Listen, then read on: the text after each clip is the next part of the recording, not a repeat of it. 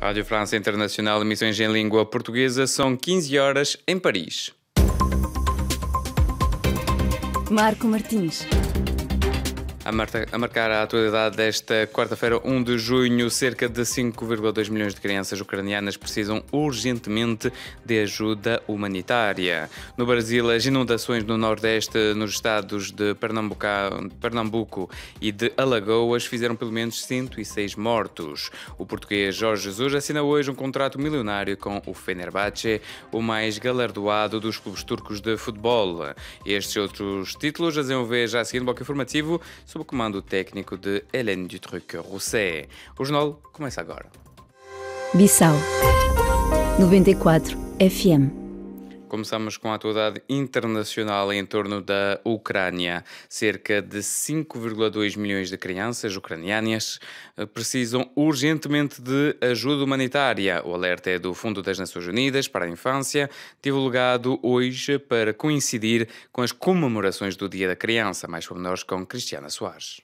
A guerra está a ter consequências devastadoras para as crianças numa escala e velocidade nunca vistas desde a Segunda Guerra Mundial. Pode ler-se na nota de imprensa da Unicef hoje divulgada. O Fundo das Nações Unidas alerta ainda para a existência de 2,2 milhões de crianças refugiadas em outros países devido ao conflito que forçou 2 em cada 3 menores a deixarem as suas casas. Pelo menos 262 crianças foram mortas e outras 415 ficaram feridas na guerra na Ucrânia, essencialmente em ataques com armas explosivas em áreas povoadas. Ataques que também danificaram ou destruíram infraestruturas vitais para as crianças, incluindo escolas, centros educacionais e unidades de saúde. Catherine Russell, diretora executiva da Unicef, sublinha que a guerra destruiu a vida de milhões de crianças e acrescentou que sem um cessar-fogo urgente e uma paz negociada, as crianças continuarão a sofrer. A Unicef alerta para o facto de estas crianças correrem sérios riscos de separação familiar, violência, abuso, exploração sexual ou de caírem em redes de tráfico humano. No Brasil, as inundações no Nordeste, nos estados de Pernambuco e de Alagoas, fizeram pelo menos 106 mortos, com registro de 14 desaparecidos de momento. Em declarações à TV Bandeirantes, o presidente Jair Bolsonaro, que sobrevoou a área, alega que o estado de calamidade permitirá desbloquear verbas para as populações afetadas. Ouçamos o seu relato. No primeiro momento, aquele auxílio emergencial, os primeiros órgãos do governo acionado foram as Forças Armadas, basicamente o Exército e a Marinha, na busca de corpos e resgate. Fui a Recife, sobrevoei a região, não pude pousar porque o solo não oferecia segurança. Esse é o nosso trabalho, demonstrando solidariedade com a população atingida, lamentando as mortes. E, infelizmente, isso vem acontecendo no Brasil há muito tempo. Como estivemos no final do ano passado no sul da Bahia, norte de Minas, tivemos também o ano passado problemas de enchente no Acre e recentemente também em Petrópolis, Rio de Janeiro. Então o governo federal se faz presente com seus ministérios, com seus secretários de Defesa Civil, para exatamente ajudar na coordenação, liberação de recursos e minimizar o sofrimento dos familiares que foram acometidos por essa tragédia. Maputo 105 FM. Continuamos com a atualidade na África lusófona. Moçambique tem eleições gerais agendadas para 2024. O presidente moçambicano termina o segundo e último mandato e, segundo a Constituição, não se pode candidatar. No entanto, há quem defenda uma revisão constitucional e um terceiro mandato de Filipe Nyusi. Mais pormenores com Lígia Anjos. Em Moçambique não há lugar para uma coisa chamada terceiro mandato. Começa por defender Adriano Novunga, diretor do Centro de Desenvolvimento e Democracia. Isso não é possível. Não é possível.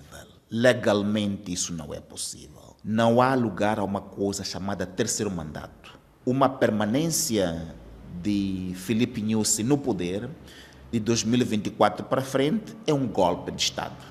Paul Kagame, Denis Sassou Nguesso, Pierre Nkurunziza, Robert Mugabe, Abdelaziz Bouteflika, Félix Tshisekedi, a idade limite ou o número de mandatos, os dois entraves que saltaram fora em alguns países do continente africano, que desencadeou a queda de regimes, como explica Adriano Novunga.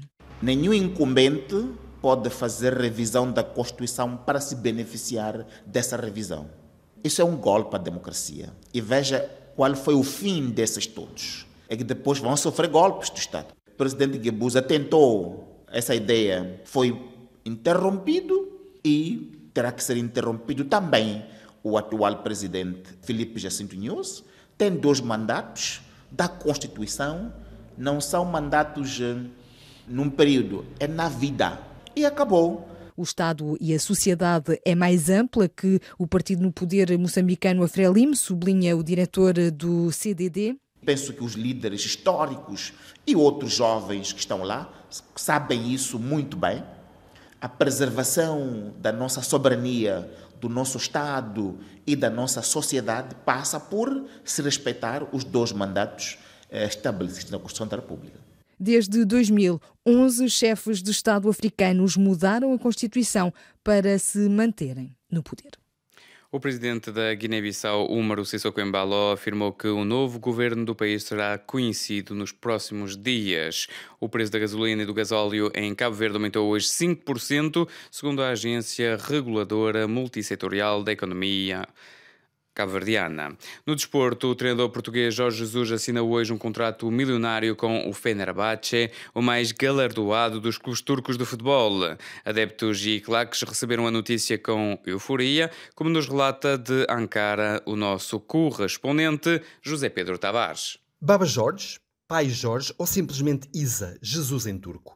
Estes são já 2 dos diminutivos que a aficionada claque do Fenerbahçe, um dos grandes do futebol turco, chamam ao seu novo treinador. Ontem, quando o jato privado que transportou o treinador de futebol Jorge Jesus de Lisboa para Istambul aterrou, perto das 2 da madrugada, no aeroporto de Sabiha Gökçen, várias centenas de adeptos recebiam o novo técnico em euforia. Os adeptos do Fenerbahçe querem que Jesus lhes traga títulos. Apesar de ser o clube turco com mais campeonatos de futebol, 28, contra os 23 dos rivais Galatasaray e os 21 do Beşiktaş, a verdade é que o Fenerbahçe já não ganha um título nacional há 9 épocas. Este ano acabou a Liga em segundo lugar, a 8 pontos do campeão Trabzonspor, e irá disputar na próxima época as eliminatórias preliminares da Liga dos Campeões. Jorge Jesus é a última aposta de Yıldırım Ali Koç, o presidente do Fenerbahçe desde 2018. Koç é o filho mais novo de Rami Koç, o magnata dos negócios que lidera um poderoso conglomerado industrial e comercial. A família Koç é a mais rica da Turquia. Jesus será o segundo treinador português do Fenerbahçe, depois de Vítor Pereira, que treinou os Canários, como é conhecido o clube, em 2015, 2016 e depois em 2021, e sucede a uma longa lista de treinadores conhecidos, como os holandeses Erwin Koeman, Philippe Cocu e Dick Advocat, o alemão Christoph Daum ou o espanhol Luís Aragonês. Jesus, que está acompanhado em Istambul pelo seu advogado e também pelo filho, assinará por uma época um contrato total que totaliza 6 milhões de euros, que se traduz no ordenado líquido de cerca de 3 milhões de euros. Jesus já treinou o Sporting, o Benfica, onde venceu 3 campeonatos, e o Braga, em Portugal, e levou o clube brasileiro Flamengo ao título de campeão brasileiro e de vencedor da Copa dos Libertadores em 2019. Os fervorosos adeptos do Fenerbahçe esperam agora que Jesus ganhe também o campeonato turco. José Pedro Tavares, RFI, em Ankara. No ténis, ontem à noite, Rafael Nadal venceu em 4 sets o sérvio Novak Djokovic. Os 2 jogadores fazem história no Philippe Chatrier, mais pormenores com Lígia Anjos.